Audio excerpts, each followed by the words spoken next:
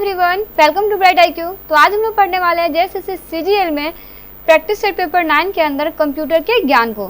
ये आपका बहुत सारे इसमें इंपॉर्टेंट क्वेश्चन छुपा हुआ है जो आपका 100% एग्जाम में आ सकता है। वहीं आपका जो क्वेश्चन बताया गया उसमें कुछ फैक्ट भी हैं जो आपके फैक्ट से क्वेश्चन मैच कर सकते हैं। तो चलिए बिना स्किप किए हम लोग आते हैं क्वेश्चन पे, जो है आपका कि डैश पीढ़ी के कंप्यूटर माइक्रो प्रोसेसर तकनीकी का प्रयोग करके विकसित किए गए थे। बताइए कौन सा पीढ़ी का कंप्यूटर? जी हाँ, वो पीढ़ी था आपका चौथी पीढ़ी का कंप्यूटर। चौथी पीढ़ी के कंप्यूटर माइक्रो प्रोसेसर तकनीकी का प्रयोग करके विकसित किए गए थे।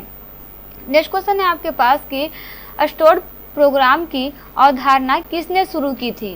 तो चलिए इसको जानने से पहले इसके बारे में जान लीजिए। अगर हम लोग बात करते हैं कंप्यूटर के संदर्भ में स्टोर्ड प्रोग्राम की, तो स्टोर्ड प्रोग्राम की अवधारणा जो है यानी कि कॉन्सेप्ट जो है वो आपका 1940 के दशक में कंप्यूटर वैज्ञानिक जॉन वान न्यूमैन ने शुरू की थी। किसने की थी? जॉन वान न्यूमैन ने शुरू की थी ना। वही नेक्स्ट क्वेश्चन है आपके पास कि सिस्टम यूनिट है। बताइए सिस्टम यूनिट क्या है? तो जी हाँ, अगर हम लोग सिस्टम यूनिट की बात करते हैं तो सिस्टम यूनिट पर्सनल कंप्यूटर का एक महत्वपूर्ण हिस्सा है। यह एक प्रकार का कंटेनर यानी कि बॉक्स होता है जिसमें इलेक्ट्रॉनिक अवयव जो है वो रखे जाते हैं। मीन्स करेक्ट आंसर क्या हो जाएगा? तो वह है आपका ऑप्शन नंबर बी, कंटेनर होता है जिसमें इलेक्ट्रॉनिक कंपोनेंट्स जो है वो रखे जाते हैं। वही नेक्स्ट क्वेश्चन है आपके पास कि लिनक्स एक है। बताइए लिनक्स क्या है एक? तो जी हाँ, अगर हम लोग बात करते हैं लिनक्स की, तो लिनक्स जो है वो आपका एक ऑपरेटिंग सिस्टम का प्रकार है और यह आपका ओपन सोर्स ऑपरेटिंग सिस्टम भी है। ठीक है, तो ये क्या हो जाएगा कि ऑपरेटिंग सिस्टम का भी नाम है क्या है? लिनक्स है, ओपन सोर्स ऑपरेटिंग सिस्टम भी है। वहीं आगे बढ़ते हैं, देखते हैं इसका नेक्स्ट क्वेश्चन।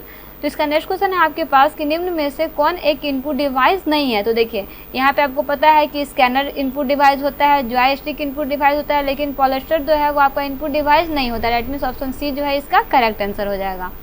वही नेक्स्ट क्वेश्चन है आपके पास कि मल्टीमीडिया में सम्मिलित हो सकता है। बताइए कौन सम्मिलित हो सकता है? तो जी हाँ, अगर हम लोग बात करते हैं मल्टीमीडिया की, तो याद रखिएगा कि मल्टीमीडिया में आपका ग्राफिक्स हो सकता है, एनिमेशन हो सकता है, वीडियो हो सकता है, म्यूजिक और आवाज़, ये सारे चीज़ जो है इसमें सम्मिलित हो सकते हैं ना। वही नेक्स्ट क्वेश्चन है आपके पास कि FSF का पूरा नाम क्या है? बताइए। तो जी हाँ, FSF का पूरा नाम जो है वो आपका फ्री सॉफ्टवेयर फाउंडेशन है। क्या है? फ्री सॉफ्टवेयर फाउंडेशन है। और इसमें आप याद रखिएगा कि यह एक ऐसा संगठन है जिसमें आपका सॉफ्टवेयर का अध्ययन हो सकता है, विवरण क्रिएशन आदि की पूरी स्वतंत्रता जो है इसमें होती है। वही नेक्स्ट क्वेश्चन है आपके पास, डैश का उपयोग दस्तावेज यानी डॉक्यूमेंट्स तथा प्रोग्राम को संचित यानी स्टोर करने के लिए किया जाता है। वो कौन सा है? तो जी हाँ, वो आपका फाइल है। फाइल को हम लोग फाइल में क्या करते हैं? हम लोग किसी भी डॉक्यूमेंट को क्या करते हैं? डॉक्यूमेंट या प्रोग्राम को स्टोर करके रखते हैं ना। वहीं आगे बढ़ते हैं और देखते हैं इसका नेक्स्ट क्वेश्चन। तो इसका नेक्स्ट क्वेश्चन है आपके पास कि इनमें से कौन सा कथन असत्य है?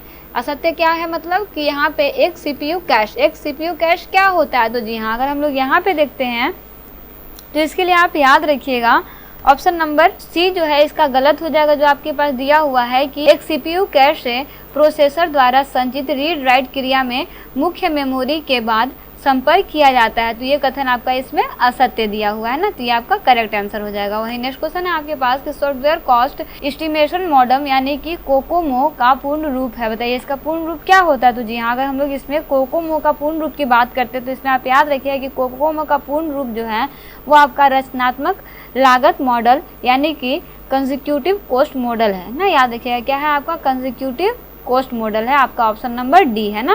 वही अगर इसमें हम लोग जानते हैं तो इसमें एक चीज़ याद रखिएगा कि यह सॉफ्टवेयर लागत अनुपात मॉडल यानी कि सॉफ्टवेयर कॉस्ट एस्टिमेशन मॉडल है, जिसे सर्वप्रथम 1981 में बैरी वेहन द्वारा प्रकाशित किया गया था। किसके द्वारा प्रकाशित किया गया था? तो बैरी वेहन के द्वारा 1981 में प्रकाशित किया गया था, याद रखिएगा ना। वही नेक्स्ट क्वेश्चन है आपके पास कि C++ एक है। बताइए C++ एक क्या होता है? तो जी हाँ, अगर हम लोग बात करते हैं C++ का, तो C++ जो है वो आपका एक मध्य स्तरीय भाषा यानी कि मिड लेवल लैंग्वेज है। अब देखिए इसमें आप याद रखिएगा इसमें क्या होता है कि सी जो है वो आपका उच्च स्तरीय भाषा यानी कि हाई लेवल लैंग्वेज है। वहीं निम्न स्तरीय भाषा लो लेवल लैंग्वेज का संयोजन यानी कि कॉम्बिनेशन से आपका C++ बनता है, जो आपका मिड लेवल लैंग्वेज होता है ना। याद रखिएगा क्या होता है ये आपका mid level language. Option number C इसका करेक्ट आंसर हो जाएगा ना। वहीं आगे बढ़ते हैं और देखते हैं इसका नेक्स्ट क्वेश्चन जो है आपका कि एक कंप्यूटर की स्मृति सामान्य तौर पर किलोबाइट और मेगाबाइट के रूप में व्यक्त की जाती है। एक बाइट बना होता है। बताइए एक बाइट किससे बना होता है? तो जी हाँ, अगर हम लोग यहाँ पे एक बाइट की बात करते हैं तो ये आपका 8 द्विआधारित अंकों से बना होता है। चलिए अगर इसमें हम लोग जानते हैं तो इसमें याद रखिएगा कि कंप्यूटर की सभी कार्य प्रणाली जो है वो आपका अंक पद्धति यानी कि नंबर सिस्टम पर आधारित होती है। वहीं जब कंप्यूटर में आंकड़ों को प्रविष्ट यानी कि इंटर किया जाता है तो आपका वह स्मृति यानी कि मेमोरी में जगह ले लेता है। इसके साथ साथ इसको मापने के लिए यूनिट का प्रयोग जो है वो करते हैं। और सबसे छोटी यूनिट कौन होता है, तो वो होता है आपका बिट। याद रखिए कि 8 बिट इक्वल टू 1 बाइट होता है, 1024 बाइट इक्वल टू 1 किलोबाइट होता है, और 1024 किलोबाइट इक्वल टू 1 मेगाबाइट, और 1024 मेगाबाइट इक्वल टू 1 गीगाबाइट, और 1024 गीगाबाइट इक्वल टू 1 टेराबाइट होता है। इसे आप याद रखिएगा, कभी भी क्वेश्चन में कुछ भी पूछा जा सकता है ना।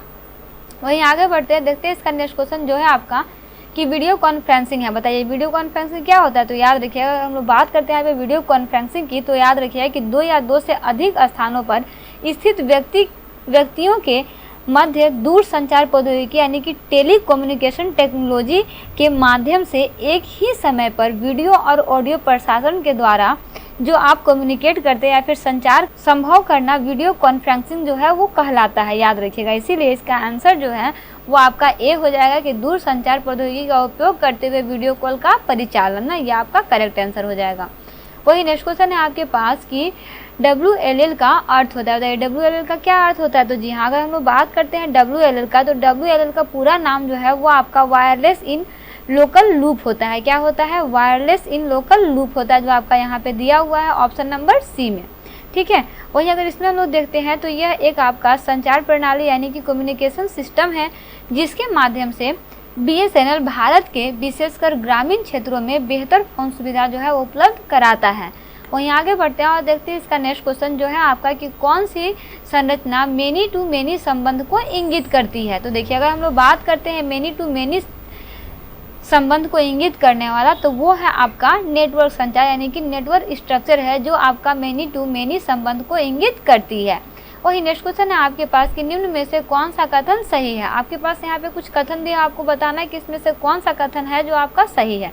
तो देखिए अगर हम लोग फर्स्ट में देखते हैं तो आप यहाँ देखिए कि इंटरनेट पर रिमोट लॉगिन के लिए टेलनेट का प्रयोग जो है वो किया जाता है। वही नेक्स्ट आपके पास है कि इंटरनेट से जुड़े कंप्यूटर का IP पता होता है। तो देखिए इसमें दोनों का दोनों कथन जो है वो आपका सत्य हो जाएगा कि इंटरनेट पर रिमोट लॉगिन के लिए टेलनेट का उपयोग किया जाता है। तो हाँ जी बिल्कुल किया जाता है। वही इंटरनेट से जुड़े कंप्यूटर का IP पता होता है, तो बिल्कुल होता है। दैट मीन्स दोनों जो है आपका सत्य आंसर है। वही नेक्स्ट क्वेश्चन है आपके पास कि ईमेल अटैचमेंट क्या होता है। बताइए ईमेल अटैचमेंट के बारे में पूछा गया। तो जी हाँ अगर हम लोग बात करते हैं ईमेल अटैचमेंट का, तो इसमें आप याद रखिएगा कि ईमेल अटैचमेंट जो है वो आपका दूसरे प्रोग्राम का एक अलग डॉक्यूमेंट है जो आपका ईमेल मैसेज के साथ भेजा जाता है। साथ ही साथ इसमें word file, PDF file, image आदि भी भेजा जा सकता है। दैट मीन्स अगर हम लोग पुट में ऑप्शन में देखते हैं तो ऑप्शन के अनुसार आपका बी ऑप्शन जो है इसका करेक्ट हो जाएगा कि दूसरे प्रोग्राम का एक अलग डॉक्यूमेंट जो ईमेल मैसेज के साथ भेजा जाता है। चलिए आगे बढ़ते हैं और देखते हैं इसका नेक्स्ट क्वेश्चन जो है आपका कि कौन सा कथन गलत है। यहाँ पे आपको गलत कथन का चयन करना है। अगर हम लोग गलत कथन की बात करते हैं तो आप यहाँ पे देख सकते हैं कि बस 1 में दिया हुआ है कि माइक्रोसॉफ्ट वर्ड में फॉन्ट संवादन बॉक्स खोलने के लिए कीबोर्ड शॉर्टकट Ctrl+D करते हैं। तो हाँ जी बिल्कुल करते हैं।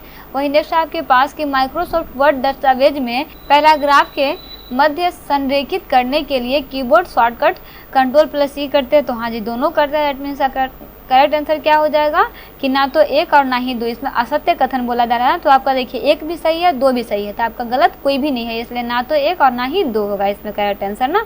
चलिए वहीं आगे बढ़ते हैं, देखते हैं इसका नेक्स्ट क्वेश्चन जो है आपका कि MS वर्ड में टेक्स्ट को मिटाया जा सकता है। बताइए कैसे मिटाया जा सकता है। जी हाँ अगर हम लोग बात करते हैं MS टेक्स्ट में वर्ड को मिटाने का, तो इसमें याद रखिएगा कि MS वर्ड पर लिखे किसी भी टेक्स्ट को मिटाने या कह सकते हो इरेज करने के लिए पहले पूरे टेक्स्ट मैटर को चयनित यानी कि सेलेक्ट करके फिर उसके बाद डिलीट कुंजी को दबाकर मैटर को मिटाया जा सकता है। इसके अतिरिक्त इसमें और क्या किया जा सकता है कि MS वर्ड के टेक्स्ट मैटर को मिटाने के लिए कुछ शॉर्टकट कुंजी होती है जिसे आपको याद रखना जरूरी होता है, जो आपका होता है Ctrl+बैक होता है और Ctrl+D होता है। इनसे भी आप डायरेक्ट इनको मिटा सकते हैं, लेकिन यहाँ पे ऑप्शन के अकॉर्डिंग क्या हो जाएगा, तो वह है आपका ऑप्शन नंबर बी जो है इसका करेक्ट आंसर हो जाएगा कि पहले उसे सेलेक्ट करेंगे उसके बाद में डिलीट करेंगे ना।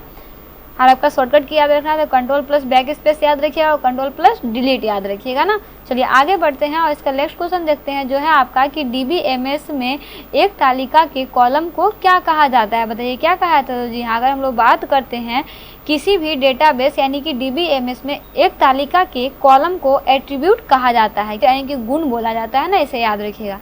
तो देखिए इस तरह से बेसिकली हम लोग कंप्यूटर का ज्ञान प्रैक्टिस सेट पेपर 9 से सारे क्वेश्चन को सॉल्व कर चुके हैं। सारा क्वेश्चन आपका बहुत ज़्यादा इंपॉर्टेंट है।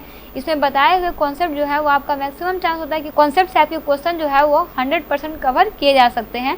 तो सारे क्वेश्चन को कॉन्सेप्ट के साथ स्टडी करते रहिए। क्वेश्चन में कोई भी प्रॉब्लम हो, रिलेवेंट कंटेंट चाहिए तो प्लीज़ कमेंट बॉक्स में कमेंट जरूर कीजिएगा। तो मिलते हैं नेक्स्ट वीडियो में एक इंपॉर्टेंट पार्ट, एक इंपॉर्टेंट टॉपिक के साथ। Thanks for watching, like and subscribe right IQ।